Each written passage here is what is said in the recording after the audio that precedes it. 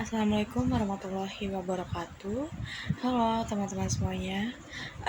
Perkenalkan saya Alvira Damayanti. Di sini saya akan memaparkan hasil dari analisis sebuah jurnal yang berjudul Dampak Perkembangan Teknologi Komunikasi Terhadap Bahasa Indonesia.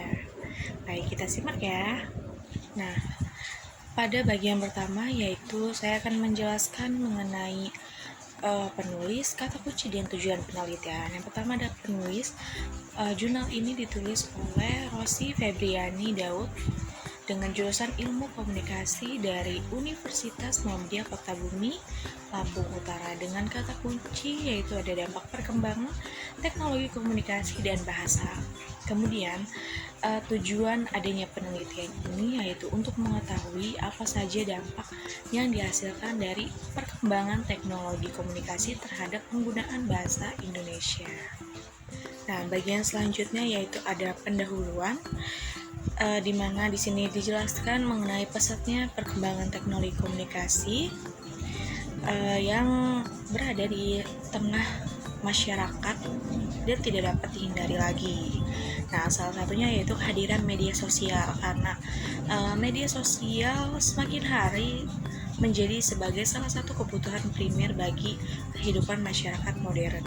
Bahasa sebagai hal penting bagi kehidupan manusia. Bahasa adalah alat untuk mengekspresikan pikiran dan perasaan seorang manusia. Melalui bahasa kita dapat menyatakan secara terbuka segala sesuatu yang tersirat di dalam hati dan pikiran kita. Dilihat dari fungsi bahasa sebagai alat komunikasi, maka dalam media sosial bahasa sangat berperan penting bagi kita untuk berkomunikasi. Nah, selanjutnya ada metode penelitian, yaitu metode yang digunakan peneliti dalam melakukan penelitian tersebut, di mana penelitian ini menggunakan metode kualitatif deskriptif. Penelitian kualitatif deskriptif ini merujuk pada penggunaan analisis data dengan pendeskripsian yang teliti dan penuh nuansa untuk menggambarkan secara cermat sifat-sifat suatu hal, keadaan, gejala, atau fenomena, tidak terbatas pada sekedar pengumpulan data. Nah, selanjutnya pada bagian hasil dan pembahasan. Di sini dijelaskan bahwa teknologi ini membawa pengaruh besar pada bahasa Indonesia. Dengan adanya teknologi, bahasa Indonesia berfungsi sebagai bahasa media cetak dan media elektronik, baik visual maupun audio harus memakai bahasa Indonesia, seperti memberikan informasi-informasi melalui media internet ataupun televisi dengan ejaan bahasa Indonesia yang baik dan benar.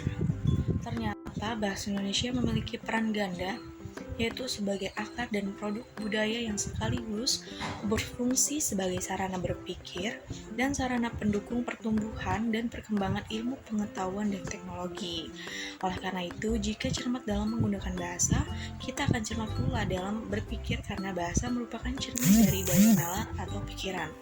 Bahasa Indonesia sebagai bahasa nasional memiliki peran vital pada perkembangan ilmu pengetahuan dan teknologi komunikasi di Indonesia. Nah, masuk pada bagian dampak positif dan negatif adanya perkembangan teknologi. Dampak positifnya yaitu meningkatkan intensitas komunikasi. Jadi yang tadinya kita jarang berkomunikasi karena alasan jauh, dengan adanya perkembangan teknologi ini kita bisa melakukan komunikasi dengan cepat dan tentunya sering, karena memudahkan kita untuk melakukan interaksi. Kemudian memajukan dunia pendidikan, maksudnya kita jadi mudah untuk mengakses informasi-informasi sebagai sumber belajar melalui media sosial maupun internet. Dan dampak negatifnya, masyarakat tidak lagi menggunakan bahasa Indonesia yang baik dan benar, karena di media sosial maupun internet banyak sekali bahasa-bahasa asing seperti bahasa Inggris dan bahasa-bahasa lainnya. Kemudian ada cybercrime, yaitu kejahatan yang dilakukan di seperti adanya hacker dan juga penipuan secara online. Kemudian kesimpulan dari penelitian ini, bahasa Indonesia sebagai bahasa nasional memiliki peran vital pada perkembangan ilmu pengetahuan dan teknologi komunikasi di Indonesia.